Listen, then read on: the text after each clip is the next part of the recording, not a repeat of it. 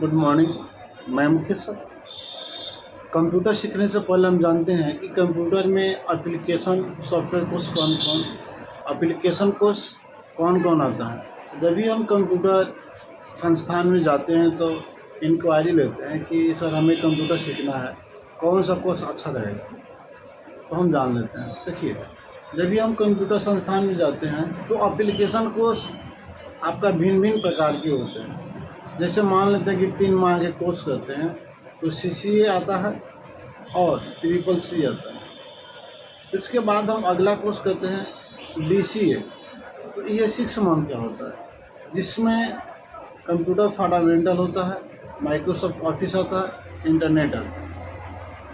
इसके बाद हम DTP करते हैं, तो DTP कोर्स में हमें पेज मेकर पढ़ने को मिलता है, फोटोशॉप मिलता है और कोरल ड्रा मिलता है।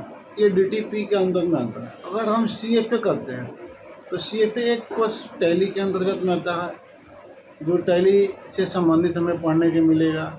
Laser, journal, voucher, payment, receipt और अन्य प्रकार के टैक्स होते हैं, जैसे GST हो गया, वैट टैक्स हो गया, TDS हो गया, CST हो गया।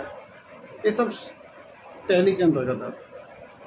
यदि हम वही कंबाइन कोर्स करते हैं DCA प्लस टैली तो DFA बनता है। इसके बाद हमें DCA, टैली और DTP तीनों कोर्स को मिलाते हैं तो ADCA कोर्स बनता है। अब इसके बाद हम जो अलग अलग कोर्स से इसी में से अलग अलग चैप्टर निकाल कर बन जाता है, जो भिन्न भिन्न प्रकार के कोर्स के नाम आते हैं। तो अधिकतर कोर्स हमें जेन्युइन जो सीखने को मिलता है, हमें DCA हो गया, DFA हो गया, टैली हो गया, DTP हो गया। अब इसमें से कोई अलग अलग कोर्स करना चाहता है, कोई बोलता है कि सर हमें फोटोशॉप सीखना है तो फोटोशॉप भी सीख सकते हैं, या पेज मेकर सीखना है तो पेज मेकर भी सीख सकते हैं, या कोई माइक्रोसॉफ्ट ऑफिस में बोलता है कि सर मुझे एक्सेल करना है, तो आप एक्सेल भी घर पर बैठ कर सकते हैं या संस्थान में भी जाकर कर सकते हैं।